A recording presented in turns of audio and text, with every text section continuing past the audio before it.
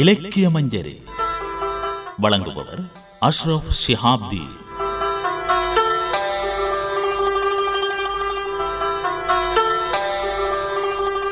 இலக்கிய மஞ்சரி நேயர்களுக்கு அஸ்ஸலாமு அலைக்கும். மஞ்சரியின் முதல் பக்கம் கவிதை பக்கம். மர்ஹூம் கவிஞர் அண்ணல் அவர்களின் வடு என்ற தலைப்பில் எழுதப்பட்ட வெண்பாக்களில் சில இன்று இடம்பெறுகின்றன. சொல்லை கணையாய் செருகும் செயலாலே இல்லை பெருமை இனியீரே, வல்லமைகள் எல்லார்க்கும் உண்டே இயலும் ஒரு வழியில் பொல்லாங்கில் நேரும் பழி. சொல்லை கணையாய் செருகும் செயலாலே இல்லை பெருமை இனியீரே, வல்லமைகள் எல்லார்க்கும் உண்டே இயலும் ஒரு வழியில் பொல்லாங்கில் நேரும் பழி. காக்கும் மரபில் கலகங்கள் வேண்டாமப் போக்கும் இனிதாய் புரிந்தக்கால், தாக்குகின்ற கொல்யானை தன்னை அருகுங்கெடுத்திடுமேல் வெல்வேன் எனப் பிதற்றல் வீண். காக்கும் மரபில் கலகங்கள் வேண்டாமப் போக்கும் இனிதாய் புரிந்தக்கால், தாக்குகின்ற கொல்யானை தன்னை அருகும் கெடுத்திடுமேல் வெல்வேன் எனப் பிதற்றல் வீண். என்னை எடுத்தும் எடுத்துக்காட்டுள் நுழைத்தும் தன்னை பெரிதாக்கும் தம்பியர்கள், முன்னுக்கு வந்தால் மகிழ்ந்திடுவோம் மாறாக திட்டலிலே வெந்தாற் சிரிப்பே வரும். என்னை எடுத்தும் எடுத்துக்காட்டுள் நுழைத்தும் தன்னை பெரிதாக்கும் தம்பியர்கள், முன்னுக்கு வந்தால் மகிழ்ந்திடுவோம் மாறாக திட்டலிலே வெந்தால் சிரிப்பே வரும். பொடி வைத்து பேசிடுதல் ஓர்போக்கெவர்க்கும், வெடிவைத்தல் வீண் வேலை வேண்டாம். வடிகட்டும் பன்னாடை பாலின் பழுதை தனதாக்கும் விண்ணாணம் வேண்டாம் விடு. பொடி வைத்து பேசிடுதல் ஓர்போக்கெவர்க்கும், வெடிவைத்தல் வீண்வேலை வேண்டாம். வடிகட்டும் பன்னாடை பாலின் பழுதை தனதாக்கும் விண்ணாணம் வேண்டாம் விடு. எங்கள் உயர் குடும்பம் காய்ச்சல் எரிச்சலினால் பங்கப்படுதல் பழுதன்ப, தங்கம்போல் நாங்கள் விளங்க நலனாய்தல் வேண்டுந்தான் வாங்கல் எழுப்பல் வடு. எங்கள் உயர் குடும்பம் காய்ச்சல் எரிச்சலினால் பங்கப்படுதல் பழுதன்ப, தங்கம்போல் நாங்கள் விளங்க நலனாய்தல் வேண்டுந்தான் வாங்கல் எழுப்பல் வடு. நிகழ்ச்சியின் அடுத்த பக்கம் நூலகம். 17 சஹாபி பெண்களை பற்றி நூருத்தீன் எழுதிய தோழியர் என்ற நூல் சத்தியமார்க்கம் வெளியீடாக 160 பக்கங்களில் வெளிவந்திருக்கிறது. நூருத்தீன் பிரபல எழுத்தாளர் பாவண்ணா தாவூத் ஷாவின் பேரனும் எழுத்தாளர் NB அப்துல் ஜப்பாரின் புதல்வருமாவார். சஹாபி பெண்களின் வாழ்க்கையை கற்பனை ஏதும் இல்லாமல் சிறுகதை வடிவில் எழுதியிருப்பது படிப்பதற்கு ஆர்வத்தை ஊட்டுவதாக அமைந்துள்ளது. போர்க்கள நாயகிகளாக மட்டுமன்றி சகல துறைகளின் ஊடாகவும் இஸ்லாமிய வரலாற்றுக்கு பங்களிப்பவர்களாக தோழியர் இருந்துள்ளனர். அவர்களுள் ஹனசா பின்த் அம்ரு ஒரு கவிஞரும் கூட. இந்த நேரத்தில் கவிதைக்கு என்ன வேலை என்றோ ஒரு பெண்ணுக்கு இதுவா வேலை என்றோ நபி அவர்கள் அவரை கண்டிக்கவில்லை என்பதுதான் இதில் முக்கியமான அம்சம். மாறாக அவரை ஊக்குவிக்கின்றார். இஸ்லாமிய வளர்ச்சிக்கு உகந்த கவிதைகளை எழுதச் சொல்கின்றார். நபித்தோழியரின் இத்தகைய பங்களிப்புகளுக்கு நாயகத்தின் ஆசி மட்டுமல்ல, அல்லாஹ்வின் ஏற்பும் இருந்துள்ளதையும் நாம் கவனத்தில் இருத்த வேண்டும். தன் உடலில் 13 போர்த்தழும்புகளை ஏற்ற அன்னை நுசைபா பின் காப் அவர்கள் நபியவர்களை நோக்கி, திருக்குர்ஆன் ஏன் ஆண்களை பற்றி மட்டுமே பேசுகிறது, பெண்களை பற்றி பேசவில்லை என வினவிய போதுதான் அல் அஹ்ஸாப் சூராவின் 35ஆம் ஆயத்து அருளப்பட்டதாக வரலாறு. இதில் 2 அம்சங்கள் கவனிக்கத்தக்கன. அல்லாஹ் அன்னை நுசைபாவின் கேள்வியை அங்கீகரித்தது என்பது, மற்றது அன்னை நுசைபா ஏற்ற கொள்கைக்காக வாளெடுத்து சுழற்றி விழுப்புண்களை ஏற்றவர் மட்டுமல்ல, பெண்களுக்கான நியாயத்தை இறை தூதரிடமே கேட்கத் தயங்காத முதல் பெண்ணியவாதியாகவும் இருந்தார் என்பது என்கிறார் மதிப்புரை வழங்கியுள்ள பேராசிரியர் ஆனா மார்க்ஸ் அவர்கள். நூலுக்கு அணிந்துரை வழங்கியுள்ள பேராசிரியை சயீதா பானு பின்வருமாறு சொல்கிறார். இந்நூலாசிரியரின் வித்தியாசமான எளிய இனிய தனித்துவமான நடையழகு வரலாற்று நூல் எனும் நிலையிலிருந்து நம்மை விடுவித்து சுவாரஸ்யமான திருப்பங்கள் நிறைந்த புதினம் ஒன்றை வாசிப்பதாக நம்மை கட்டியிழுத்துச் செல்கிறது. சத்திய சஹாபிய பெண்களின் ஒவ்வொருவரை பற்றிய அறிமுகத் தொடக்கமும் இவர் யாரை பற்றி கூற விளைகிறார் எனும் ஆவலை தூண்டுகிறது. நபித்தோழியர் சிலரின் வரலாற்றை வேறு சில ஆசிரியர்களின் எழுத்து நடைகளிலும் வேற்றுமொழிகளிலும் படித்திருந்தாலும் இந்த நூலில் காணப்படும் நுணுக்கமான சில விஷயங்களை அரிய தகவல்களாகவே எனது அறிவு பதிவு செய்து கொண்டது. லிங்கேஜ் என்று ஆங்கிலத்தில் குறிப்பிடப்படும் உறவு சங்கிலிகளை ஆங்காங்கே இந்நூலாசிரியர் எடுத்தியம்பியுள்ளது அவரது ஆய்வின் நுட்பத்திறனை காட்டுகிறது. இஸ்லாமிய வரலாற்று நாயகிகளின் வாழ்வில் இயல்பாகவே இழைந்தோடிய வீரம், விவேகம், தியாகம் ஆகியவற்றை குறிப்பிடும் சில இடங்களில் நம் சமகால பண்டிதின் நவீனமயமாக்கப்பட்ட வாழ்க்கையை ஒப்பிட்டு காட்டி இந்நூலின் மூலம் நம் சமுதாய பெண்கள் பெற வேண்டிய படிப்பினைகளையும் இந்நூலாசிரியர் நயமாக கூற தவறவில்லை. ஒவ்வொரு வரலாற்று நிகழ்விலும் உரையாடல்கள் சிலவற்றை சேர்த்து அந்நிகழ்வுகளை உயிரோட்டமுள்ளதாக படைத்திருக்கும் நூலாசிரியரின் நேர்த்தி பாராட்டுக்குரியது. வரலாற்று வீரப்பெண்களின் மீது மட்டற்ற மதிப்பும் நேசமும் கொண்டுள்ள எனக்கு அகக்கண்களில் காட்சிகளாக என் புறக்கண்களை குளமாக்கினர் தோழியர் என்கிறார். இலக்கிய மஞ்சரியின் அடுத்த அம்சம் முதுசம். கலாநிதி எம். ஷுக்ரி அவர்கள் எழுதிய அரபு தமிழின் பண்பாட்டு பாரம்பரியம் என்ற ஆய்வுக் கட்டுரையின் 3ஆம் பகுதி என்று இடம்பெறுகிறது. அரபு தமிழ் அகராதி. அரபு தமிழில் தப்சீர், ஹதீஸ், ஃபிக், அகாயித், தசவுப் போன்ற இஸ்லாமிய கலைகள் சார்ந்த ஆயிரக்கணக்கான நூல்களும் வானவியல், தத்துவம், வரலாறு, மருத்துவம் போன்ற கலைகளோடு தொடர்புடைய எண்ணற்ற நூல்களும் எழுதப்பட்டன. அந்நூல்களில் பயன்படுத்தப்பட்டுள்ள சொற்களின் விளக்கங்களை கொண்ட அரபு தமிழ் அகராதிகளும் தொகுக்கப்பட்டன. இதுவரை 2000க்கும் அதிகமான அரபு தமிழ் நூல்கள் பற்றிய விவரங்கள் காணப்படுவதாக இது தொடர்பான சில ஆய்வுகள் மூலம் தெரிய வருகின்றது. நூல்களை அச்சிடுவதற்கான வசதியற்ற ஆரம்ப காலங்களில் அரபு தமிழ் நூல்கள் கையெழுத்து பிரதிகளாகவே எழுதப்பட்டன. பிற்காலத்தில் அவற்றினை அச்சிட்டு வெளியிடும் முயற்சிகள் மேற்கொள்ளப்பட்டன. இவ்வாறு தோன்றிய அரபு தமிழ் நூல்கள் பல அதன் பிரயோகம் வழக்கிழந்து புறக்கணிக்கப்பட்ட நிலையில் அழிந்து மறைந்துவிட்டன. ஆனால் கணிசமான நூல்கள் மஸ்ஜித்கள், தைக்காக்கள், மദ്രസാக்கள், ஜாவியாக்களில் பரந்து காணப்படுகின்றன. தனிப்பட்ட நபர்களும் இவற்றை சேகரித்து வைத்திருக்கின்றார்கள். லண்டனில் உள்ள இந்திய அலுவலக நூல் நிலையத்தில் காணப்படும் 15,000 நூல்களில் 60 அரபு தமிழ் நூல்கள் உள்ளன. இலங்கையிலும் தமிழ்நாட்டிலும் உள்ள சுவடிக்கூடத்தில் எண்ணற்ற அரபு தமிழ் நூல்கள் உள்ளன. அரபு மொழியில் காணப்படும் பல்வேறு இஸ்லாமிய கலைகளை தழுவிய நூல்கள் அரபு தமிழில் மொழிபெயர்க்கப்பட்டன. இமாம் பைஹக்கி எழுதிய கவ்ஃபுல் ஈமான் எனும் நூல் ஜமாலுத்தீன் ஆலிம் அவர்களால் அரபு தமிழில் மொழிபெயர்க்கப்பட்டது. அரபியில் உள்ள புகழ்பெற்ற ஹதீஸ் தொகுப்பான மிஸ்காத்துல் மசாஃபி எனும் நூல் ஹாஃபிஸ் அப்துர் ரஹ்மான் அவர்களால் மின்ஹாத்தில் மசாஃபி ஃபி தர்ஜமத்தில் மிஸ்காத்தில் மசாஃபி என்ற பெயரில் அரபு தமிழில் மொழிபெயர்க்கப்பட்டது.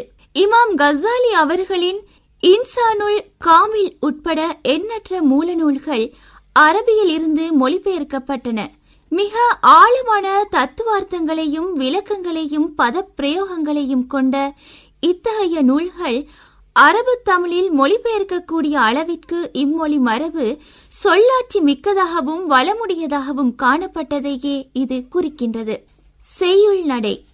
தமிழகத்தில் குறிப்பாக காயல்பட்டணம், கீழக்கரை போன்ற இடங்களிலும் இலங்கையிலும் வாழ்ந்த அறிஞர்கள் பல்வேறு இஸ்லாமிய கலைகள் சார்ந்த நூல்களை அரபு தமிழில் இயற்றினார்கள். இலக்கணம், இலக்கியம், தப்சீர், ஹதீஸ், ஃபிக், அகாயித், தசவுப் போன்ற கலைகள் பற்றிய நூல்களை கூட செய்யுள் நடையில் எழுதுவது அக்கால மரபாக இருந்தது. அறிவு வளர்ச்சி குன்றிய பாமர மக்களை பொறுத்தளவில் அவர்களது உள்ளத்தில் கருத்துக்களை பதிய வைப்பதற்கு இலகுவான ஒரு முறையாக இது விளங்கியதே இதற்கு அடிப்படையான காரணமாகும். சமஸ்கிருதம், பாலி, தமிழ் போன்ற கீழத்தேய மொழிகளில் இந்த மரபை நாம் காண முடிகின்றது. இம்மரபை தழுவி அரபு தமிழில் பல நூல்கள் இயற்றப்பட்டன. சாம் சிஹாப்தீன் அவர்கள் 1119 ஹதீஸ்களை 2 அடியாய் கொண்ட செய்யுள்களின் அமைப்பில் மொழிபெயர்த்து பெரிய ஹதீஸ் மாலை எனும் நூலை தொகுத்தார். 118 ஹதீஸ்களை அவரால் சின்ன ஹதீஸ் மாலை என்ற பெயரில் தொகுக்கப்பட்டது. அரபு தமிழில் கவிதை வடிவிலும் உரைநடை அமைப்பிலும் தப்சீர், ஹதீஸ், சீரா, அகாயித், தசவுப் ஆகிய இஸ்லாமிய கலைகளை தழுவிய பல நூல்கள் எழுதப்பட்டன. அரபு தமிழில் எழுந்த தப்சீர்களின் முன்னோடியாக இலங்கையை சேர்ந்த ஷேக் முஸ்தபா அவர்கள் கருதப்படுகின்றார்கள். ஃபத்ஹுர் ரஹ்மான் ஃபி தர்ஜுமத்தில் தப்சீரில் குரான் என்ற பெயரில் அரபு தமிழில் அவர்கள் இயற்றிய தப்சீர் 4 பாகங்களில் ஹிஜ்ரி 1291 பிரசுரிக்கப்பட்டது. காயல் பட்டணத்தை சேர்ந்த ஹபீப் முகமது ஆலிம் அவர்கள் ஃபுதுஹாத்துர் ரஹ்மானியா ஃபி தப்சீர் கலாமிர் ரஹ்மானியா என்ற பெயரில் அரபு தமிழில் எழுதிய குரான் விரிவுரை நூல் ஹிஜ்ரி 1297 பம்பாயில் பிரசுரிக்கப்பட்டது. அசேக் சதகத்துல்லா இமாமுல் அருஸ் என்ற மாப்பிள்ளை லெப்பை ஆலிம் அவர்கள் அரபு தமிழில் பல்வேறு கலைகளை தழுவிய பல நூல்களையும் கசீதாக்களையும் இயற்றியிருக்கின்றார். நிகழ்ச்சியில் அடுத்து பாடல் பக்கம். ஃபாத்திமா நாயகி அவர்கள் பற்றிய நதா ஃபைசல் பாடியுள்ள ஒரு பாடல்.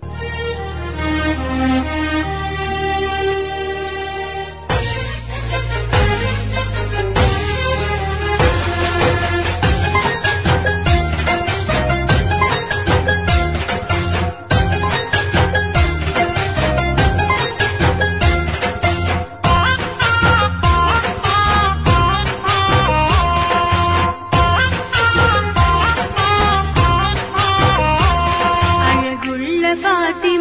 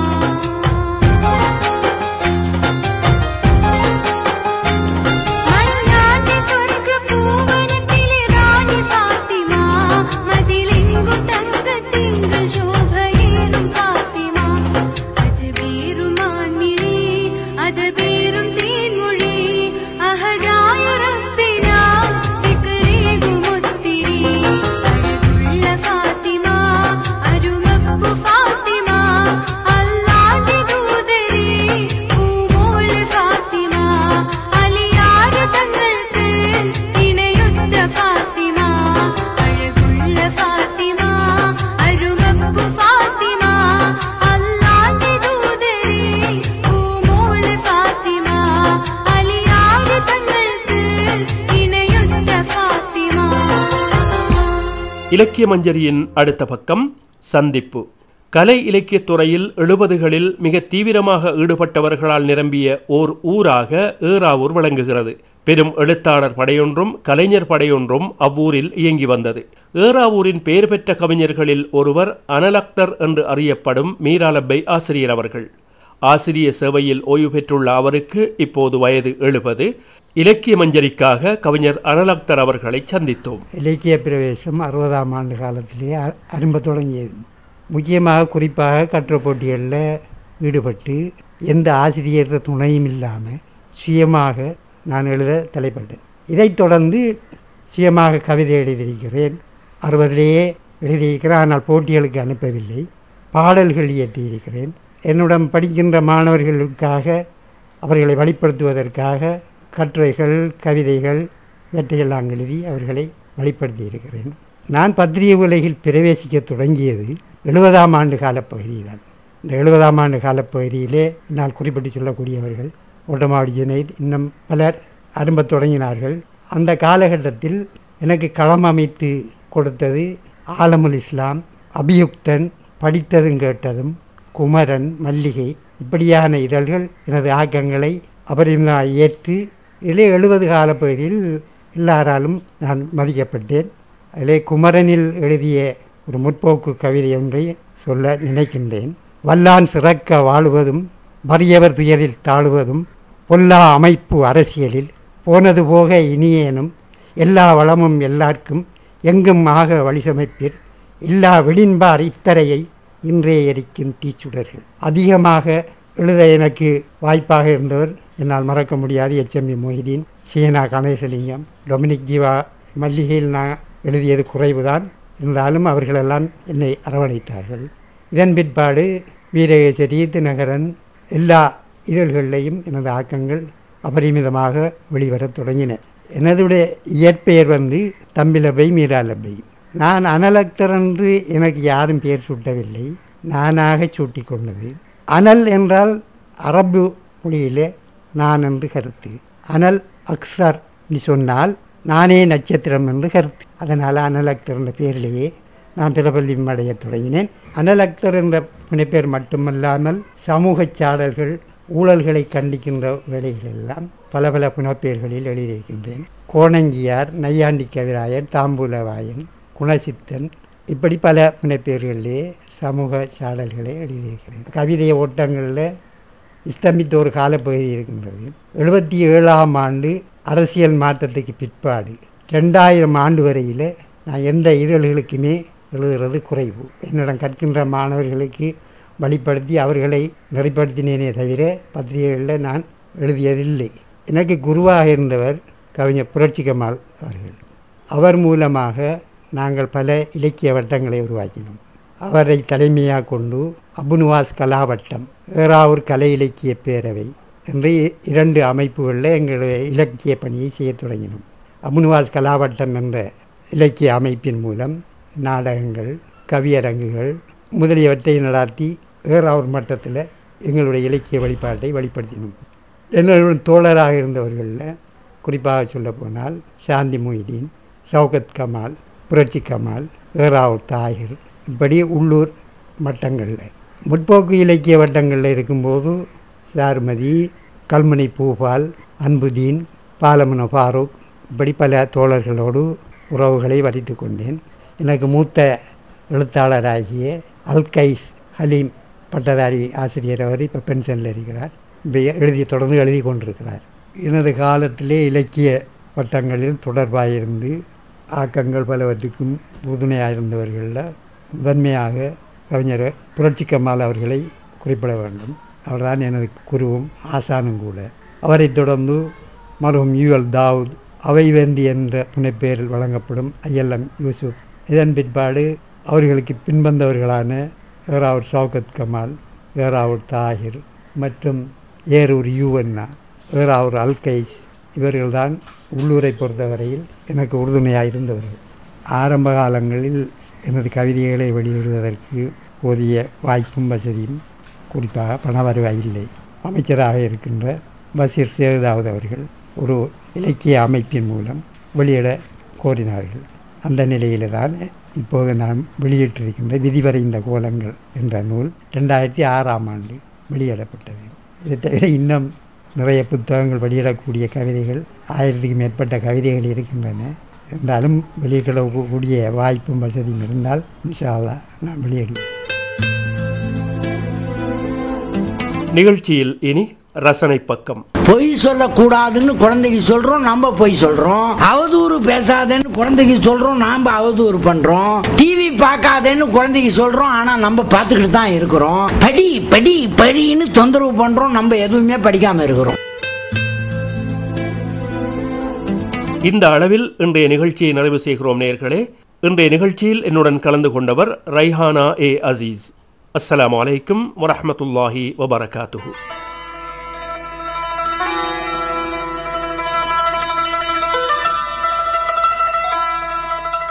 இலக்கிய மஞ்சரி கேட்டீர்கள். வழங்கியவர் அஷ்ரப் ஷிஹாப்தி. நிகழ்ச்சி தயாரிப்பு AM முஹம்மது அலி.